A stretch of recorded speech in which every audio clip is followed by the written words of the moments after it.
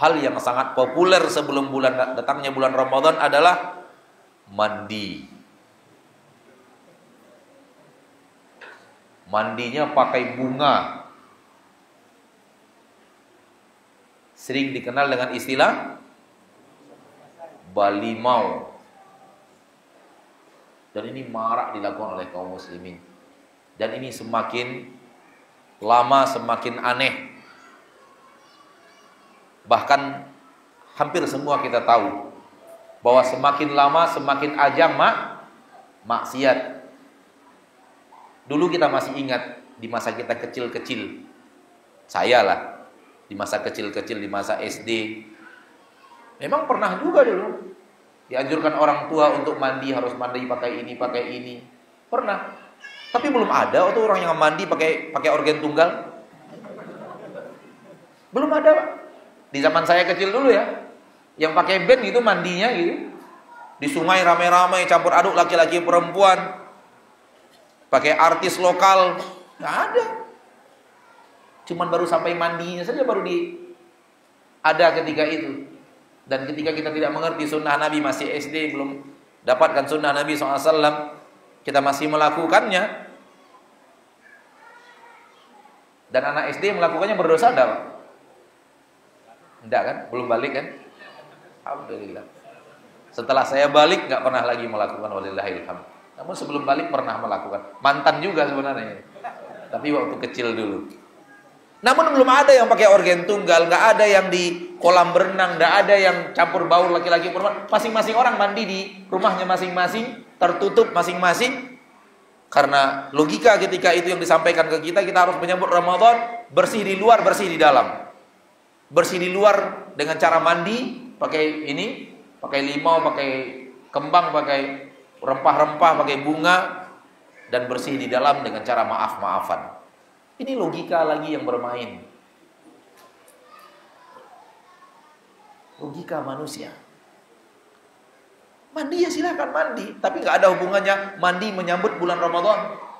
Yang ada itu mandi junub, mandi nifas, mandi haid, mandi mau masuk Mekah ketika berihram, mandi ketika akan berihram. Ada ketentangan mandi yang diperintahkan oleh Nabi kita tercinta sallallahu alaihi wasallam, mandi ketika taubat dari kufur. Jadi mandi juga punya ketentuan dalam agama kita. Dan tidak ada sejauh ini dari ilmu yang kita ketahui mandi menyambut datangnya bulan Ramadan. Apalagi harus pakai bunga-bunga. Di zaman Rasul mau dicari mana bunga itu? Di Mekah, para sahabat yang hidup di Mekah yang tanpa tanaman itu, di mana mau mereka mencari bunga? Pahamlah kita bahwa ini bahagian daripada hal-hal yang tidak diajar oleh Nabi kita tercinta sallallahu alaihi wasallam. Jadi Nabi Muhammad sallallahu alaihi wasallam tidak mengadakan acara khusus menyambut datangnya bulan suci Ramadan. Tidak bermaaf-maafan, tidak ziarah kubur, tidak juga acara khusus syukuran, tidak juga acara khusus mandi. Namun ini yang kemudian banyak dilakukan oleh umat kita, saudara-saudari kita kaum muslimin dan muslimat sekarang, dan sebagai saudara mereka yang mencintai mereka, kita menyampaikan ini. Sebagai saudara antum yang mencintai antum karena Allah, kita sampaikan. Walaupun dengan apa yang kita sampaikan ini sebagian orang menolak, sebagian orang mengatakan bahwa ini terlalu ekstrim, sebagian orang mengatakan ini memecah belah. Yang saya tahu, yang kita tahu, inilah apa yang dilakukan Rasul kita. Mari kita ikuti ramai-ramai Rasul kita Muhammad sallallahu alaihi wasallam. Rasul tidak mengajarkan kita syukuran menjelang Ramadan. Rasul tidak menganjurkan kita membuat ziarah kubur menjelang Ramadan, khusus menjelang Ramadan, menyambut Ramadan, tidak juga mandi, tidak juga meminta maaf dan semacamnya. Maka tidak ada acara. Apapun yang dilakukan oleh Nabi kita tercinta sallallahu alaihi wasallam, dan apa yang kita lakukan itu bukan berarti kita lebih bahagia dengan datangnya bulan Ramadan lebih dari Rasul kita. Maka apa yang telah kita kesepakati bersama, mari kita praktekkan dalam amalannya. Kalau memang Rasul yang seperti itu, padahal beliau yang terbaik dalam bertemu bulan Ramadan, beribadah di bulan Ramadan, bahagia dengan datangnya Ramadan, bersyukur kepada Allah dengan datangnya Ramadan, ternyata beliau tidak melakukan amalan-amalan yang seperti ini, maka yang harus kita lakukan juga adalah apa yang dikerjakan oleh Nabi kita Muhammad sallallahu alaihi wasallam. Kalau harus dikatakan sesuatu yang dilakukan Rasul menjelang datangnya bulan Ramadan, maka yang beliau lakukan adalah memperbanyak puasa di bulan Sya'ban. Memperbanyak puasa di bulan Sya'ban. Itu yang dilakukan oleh Nabi SAW. Dan itu pun Rasul tidak mengatakan ini dalam rangka menyambut Ramadan, tidak. Tapi kebiasaan Rasul memperbanyak puasa di bulan Ramadan, di bulan Sya'ban, 1 bulan sebelum Ramadan.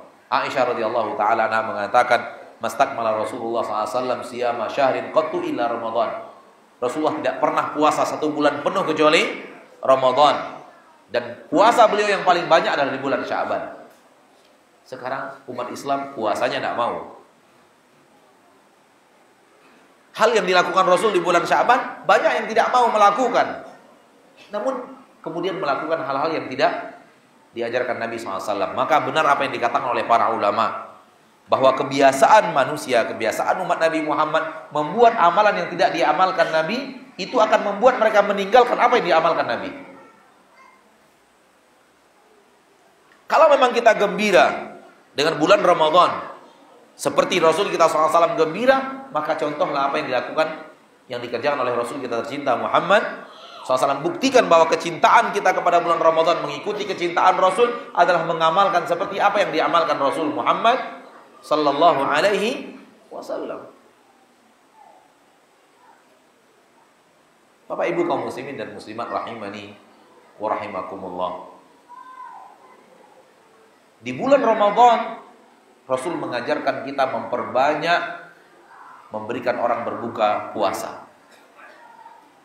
Maka kebiasaan kita bersyukur, membuat syukuran kemudian habis biaya banyak, gunakan untuk di dalam Ramadan. Ini sudah pasti ada keterangannya, ketentuannya dari Nabi sallallahu alaihi wasallam. Barang siapa yang memberikan perbukaan orang yang berbuka puasa, maka dia mendapatkan pahala orang yang berbuka puasa itu. Maka alihkan dana ini, dana yang tidak sesuai dengan apa yang diajarkan Rasul, kepada dana yang sesuai dengan apa yang diajarkan Rasul sallallahu alaihi wasallam. Siapkan berbuka puasa untuk orang yang berbuka puasa. Ketika orang berbuka puasa dengan menggunakan makanan yang kita buat, makanan yang kita berikan kepadanya, kita mendapatkan pahala seperti pahala yang dia dapatkan. Semakin banyak kita memberikan orang berbuka puasa, biiznillah, insyaallah semakin banyak pahala puasa kita. Jadi kita bisa dapat pahala puasa bisa sampai ratusan, padahal Ramadan hanya 30 hari. Bisa ribuan kalau kita mau, padahal Ramadan hanya 30 hari. Dengan memperbanyak, menyiapkan harta kita untuk diberikan kepada orang yang berbuka puasa. Siapkan dana kita untuk hal yang jelas-jelas ada keterangan dari Nabi kita tercinta Muhammad sallallahu alaihi wasallam.